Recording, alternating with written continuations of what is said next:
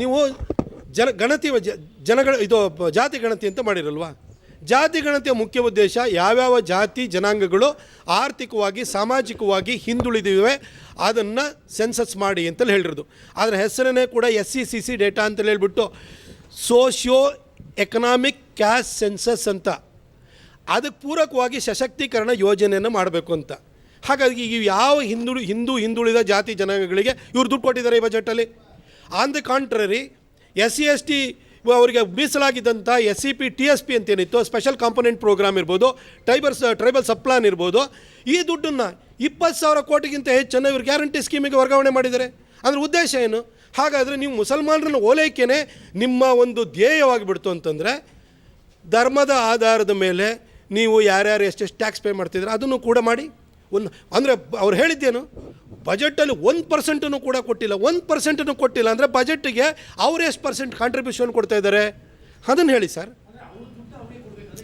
ಅಲ್ಲ, ನಾನು ಕೇಳ್ತಿರೋದು ಬಜೆಟ್ದು 1% ಕೂಡ ಅವರಿಗೆ ನಾವು ಕೊಡ್ತಾ ಇಲ್ಲ ಅಂತಲೇ ಹೇಳ್ತಿದ್ದೀರಲ್ಲ. ಬಜೆಟ್ಟಿಗೆ ಅವ್ರ ಕಾಂಟ್ರಿಬ್ಯೂಷನ್ ಏನಿದೆ ಅದನ್ನು ಕೂಡ ನೀವು ಟ್ಯಾಕ್ಸನ್ನು ಸೆಗ್ರಿಗೇಟ್ ಮಾಡಿ ಧರ್ಮಾಧಾರಿತವಾಗಿ. ಆಗ ಅವ್ರ ಕಾಂಟ್ರಿಬ್ಯೂಷನ್ ಏನಿದೆ ಅಂತ ಬರಲಿ. ಅವರ ಚರ್ಚ್ಗಳಿಂದ ಮಸೀದಿಯಿಂದ ಎಷ್ಟು ಕಾಂಟ್ರಿಬ್ಯೂಷನ್ ಬರ್ತಾಯಿದೆ ಸರ್ಕಾರಕ್ಕೆ ಅದನ್ನು ಹೇಳಿ ನೋಡೋಣ. ಅಲ್ಲದೆ ಯಾವ ಊರಿಗೆ ಹೋಗಿ ಭವ್ಯವಾದಂಥ ಚರ್ಚ್ಗಳು, ಊರಲ್ಲಿ 3 ಮತ್ತೊಂದು ಜನ ಇರಲ್ಲ, ಭವ್ಯವಾದ ಚರ್ಚ್ ಇರ್ತದೆ. ಅವರಿಗೆ ನೋಡಿ 250 ಕೋಟಿ ಕೊಟ್ಟಿದ್ದಾರೆ ಅವ್ರದ್ದು ಅಭಿವೃದ್ಧಿಗೆ. ಕಬ್ರಿಸ್ತಾನದ ಅಭಿವೃದ್ಧಿಗೆ 150 ಕೋಟಿ ಅಂತ ಹೇಳ್ತಾರೆ. ಎಲ್ಲೋಗಲಿ ಮಸೀದಿ ಎಂತೆಂಥ ಏನು ಪ್ಯಾಲೇಸಿಯಲ್ ಬಂಗ್ಲೋಸ್ ಥರ ಇರೋವಂಥ ಮಸೀದಿಗಳು ಬರ್ತಾಯಿದೆ. ಎಲ್ಲಿಂದ ದುಡ್ಡು ಬರ್ತಾರೆ? ನಾವು ಕಟ್ಟಿದ್ದು ಒಂದು ರಾಮ ಜನ್ಮಭೂಮಿ, ಒಂದು ದೇವಸ್ಥಾನ. ಇವರು ಬೀದಿನಲ್ಲಿ ಊರಲ್ಲಿ ಮಸೀದಿ, ಎಂಥ ಭವ್ಯವಾದಂಥ ಮಸೀದಿ ಕಟ್ತಾರೆ. ಎಲ್ಲಿಂದ ದುಡ್ಡು ಬರುತ್ತೆ ಸರ್? ಆ ದುಡ್ಡನ್ನು ಕೊಡಿ, ಮುಸಲ್ಮಾನರ ಅಭಿವೃದ್ಧಿ ಬಳಸೋಕ್ಕೆ ಹೇಳಿ. ಮುಲ್ಲಾಗಳಿಗೆ, ಮೌಲ್ವಿಗಳಿಗೆ, ಇಮಾಮ್ಗಳಿಗೆ, ಬುಕಾರಿಗೆ ಹೇಳಿ ಆ ದುಡ್ಡನ್ನು ಈ ಮಸೀದಿ ಕಟ್ಟಕ್ಕೆ ಯಾಕೆ ಯೂಸ್ ಮಾಡ್ತಾಯಿದ್ರಿ? ನಿಮ್ಮ ಧರ್ಮದಲ್ಲಿ ಮಸೀದಿಗೆ ಯಾವ ಸ್ಯಾಂಕ್ಟಿಟ್ಯೂನ್ ಇಲ್ಲ.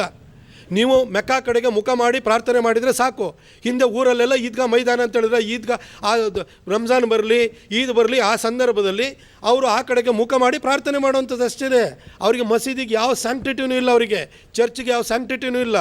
ಮತ್ತು ಅಂಥದ್ದು ಕಟ್ಟಕ್ಕೆ ಯಾಕೆ ಕೊಡ್ತಾಯಿದ್ದಾರೆ? ಹಣವನ್ನು ದುರುಪಯೋಗ ಮಾಡ್ಕೊಳ್ತಾಯಿದ್ದಾರೆ. ಹೇಳಿ ಸರ್ ಅವರಿಗೆ, ನಿಮ್ಮ ಜನಾಂಗದಲ್ಲಿರುವಂತಹ ಹಿಂದುಳಿದವರಿಗೆ ಈ ಭವ್ಯವಾದಂಥ ಮಸೀದಿಯನ್ನು, ಚರ್ಚನ್ನು ಕಟ್ಟೋದ್ರ ಬದಲು ಕೊಡಿ ಅಂತ ಅವ್ರಿಗೆ ಹೇಳಿ.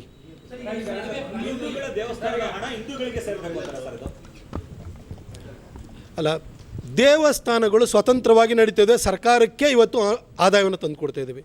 ಆ ದೇವಸ್ಥಾನಗಳಲ್ಲಿ ಪ್ರತಿದಿನವೂ ಕೂಡ ಅರ್ಚನೆಯನ್ನು ಮಾಡುವ, ಬೆಳಗ್ಗೆ ಬಂದು ಕಳಸಕ್ಕೆ ನೀರು ತಂದು ಆ ಒಂದು ದೇವಸ್ಥಾನ ಸ್ವಚ್ಛಗೊಳಿಸಿ ಪೂಜೆ ಪುನಸ್ಕಾರ ಮಾಡುವಂಥ ನಮ್ಮ ಅರ್ಚಕರಿಗೆ ಯಾಕೆ ನೀವು ಸಂಬಳ ಜಾಸ್ತಿ ಮಾಡಲ್ಲ? ಸರ್ಕಾರದೇನು ಕೊಡಬೇಡಿ, ನೀವು ದೇವಸ್ಥಾನದಿಂದ ಬರುವಂಥ ಆದಾಯವನ್ನು ಅವ್ರಿಗೆ ಕೊಡಿ. ಅದನ್ನು ಕೊಡೋಕ್ಕೆ ನಿಮಗೆ ಮನಸ್ಸಿಲ್ಲ. ಆದರೆ ಟ್ಯಾಕ್ಸ್ ಪೇಯರ್ಸ್ ಮನಿನಲ್ಲಿ ಅಲ್ಲವನ್ನು ಬಿಟ್ಟರೆ ದೇವರೇ ಇಲ್ಲ, ಬೇರೆ ಯಾರೂ ಇಲ್ಲ ಅಂತ ಹೇಳುವಂಥವ್ರಿಗೆ ನೀವು ಸಂಬಳ ಜಾಸ್ತಿ ಮಾಡ್ತಿರಲ್ಲ. ನಿಮ್ಮ ಉದ್ದೇಶ ಏನು ಅಂತ ಕೇಳ್ತಾ ಇದ್ದೀನಿ.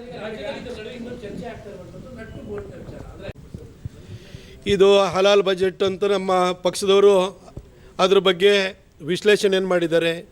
ಇದು ಮುಸಲ್ಮಾನರ ಬಜೆಟ್ ಅಂತೇಳಿ ಹೇಳಿದ್ದಾರೆ, ಇದು ವಕ್ಫ್ ಬೋರ್ಡ್ ಬಜೆಟ್ ಅಂತ ಹೇಳಿದ್ದಾರೆ. ಇದರಲ್ಲಿ ಯಾವ ತಪ್ಪು ನನಗೆ ಅಥವಾ ಇದರ ಸತ್ಯಕ್ಕೆ ದೂರವಾದಂಥ ಯಾವ ವಿಚಾರ ಇದೆ ಅಂತ ನನಗೆ ಅನ್ನಿಸ್ತಾನೇ ಇಲ್ಲ. ಅಲ್ಲ ಸಿದ್ದರಾಮಯ್ಯನವರೇ, ಈ ರಾಜ್ಯದಲ್ಲಿ 100 ಜಾತಿ ಜನಾಂಗಗಳು ಧರ್ಮೀಯರಿದ್ದಾರೆ. ಮುಸಲ್ಮಾನರಿಗೆ 4,500 ಕೋಟಿ ರೂಪಾಯಿನ ನೀವು ಕೊಟ್ಟಿದ್ದೀರಿ. ಅದರಲ್ಲಿ ಏನು ಕಬ್ರಿಸ್ತಾನದ ಅಭಿವೃದ್ಧಿಯಂತೆ, 62 ಮೊರಾರ್ಜಿ ದೇಸಾಯಿ ಅಲ್ಪಸಂಖ್ಯಾತರಿಗೋಸ್ಕರ ಶಾಲೆಗಳನ್ನು ತೆರಿತೀವಿ ಅಂತ ಹೇಳ್ತಾಯಿದ್ದೀರಿ.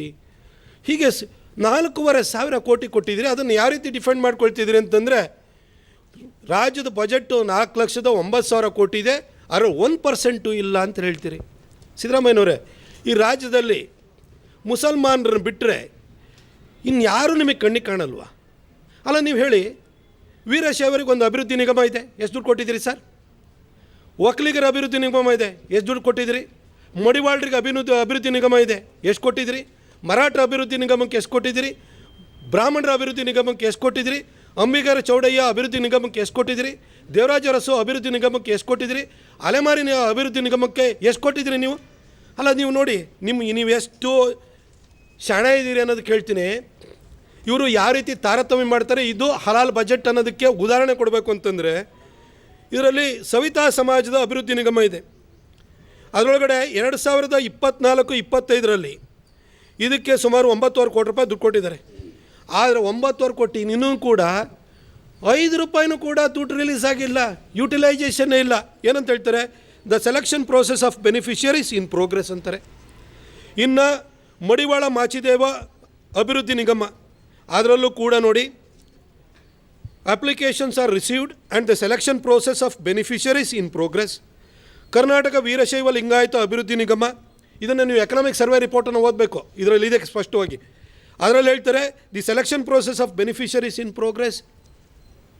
ಅದೇ ರೀತಿ ಕರ್ನಾಟಕದಲ್ಲಿ ಮರಾಠ ಕಮ್ಯುನಿಟಿಗಳದ್ದು ಅಭಿವೃದ್ಧಿ ನಿಗಮ ಅಂತ ಇದೆ, ಅದರಲ್ಲೂ ಕೂಡ selection process of beneficiaries in progress.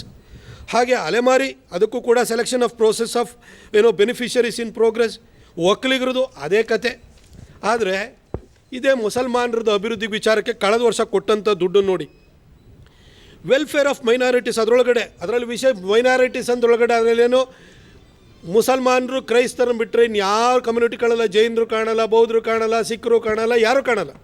ಅದರೊಳಗಡೆ during 2024 and 25 an amount of ₹2,653 crores has been allotted, out of which 1,977.98 crores have been released. Already ಬಿಡುಗಡೆ ಮಾಡಿದರೆ. ಅದರಲ್ಲಿ expenditure incurred up to the end of December 2024 ₹1,528 ಕೋಟಿ already ಖರ್ಚು ಮಾಡಿದ್ದಾರೆ.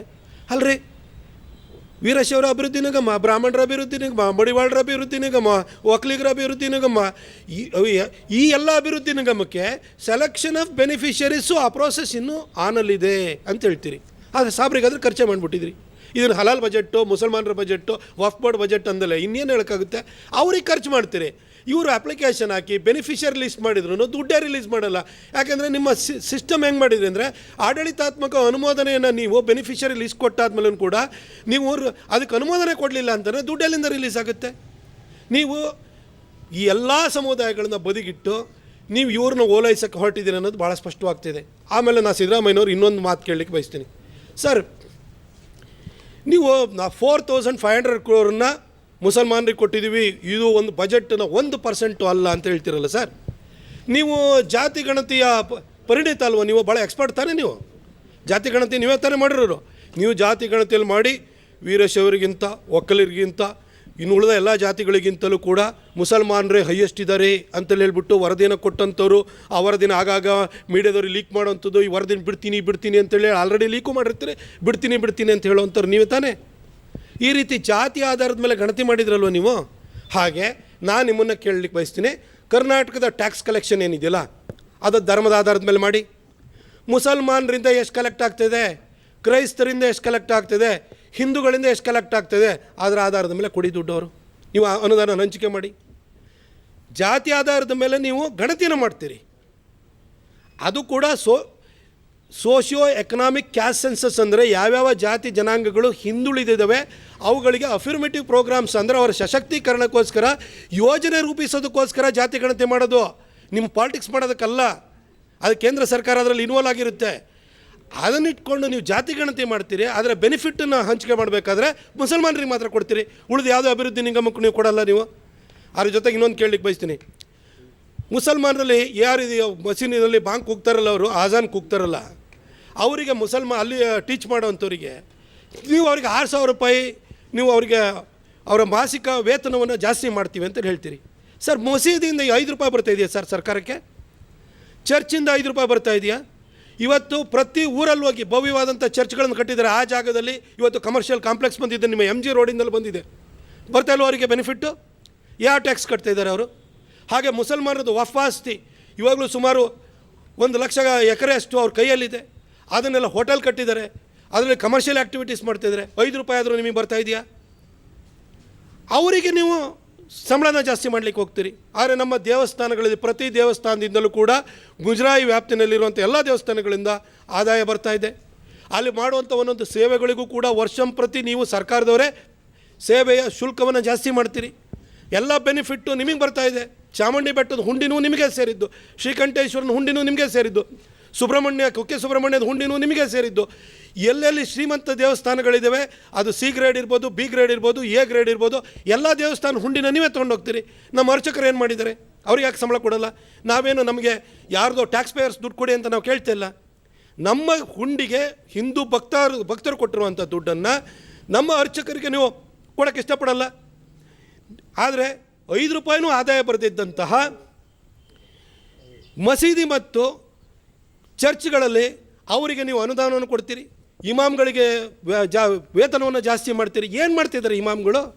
3 ಹೊತ್ತೂ ಕೂಡ ಮಸೀದಿ ಮೇಲೆ ಕೂತ್ಕೊಂಡ್ಬಿಟ್ಟು ಅಲ್ಲಾವನ್ನು ಬಿಟ್ಟರೆ ದೇವರಿಲ್ಲ, ಬೇರೆ ಯಾರು ದೇವರಿಲ್ಲ, ಅಲ್ಲ ಒಬ್ಬನೇ ದೇವರು ಅಂತ ಇದು ಹೇಳೋದಕ್ಕೆ ನೀವು ಕೊಡೋದು? ಇದು ಸೆಕ್ಯುಲರ್ ಆಯಿತು.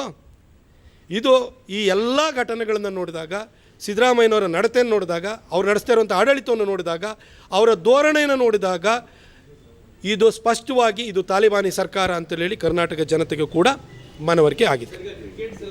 ಅದು ಇದೊಂಥರ ಬೀದಿ ನಾಟಕ ನಡೀತಾ ಇದೆ, ಜನಕ್ಕೂ ಕೂಡ ಅರ್ಥವಾಗಿದೆ. ಬಟ್ ದುರದೃಷ್ಟ ಏನಂತಂತೇಳಿ ಹೇಳಿದರೆ ಏನೂ ಮಾಡೋಕ್ಕಾಗಲ್ಲ. 5 ವರ್ಷ ಕೊಟ್ಬಿಟ್ಟಿದ್ದಾರೆ. ಇವ್ರದ್ದು ಇಷ್ಟೊಳಗಡೆ ಬೀದಿ ರಂಪ ನಡೀತದೆ ನೋಡ್ತಾ ಇರ್ತಾರೆ. 5 ವರ್ಷದ ನಂತರ ಮನೆ ಕಳಿಸ್ತಾರೆ.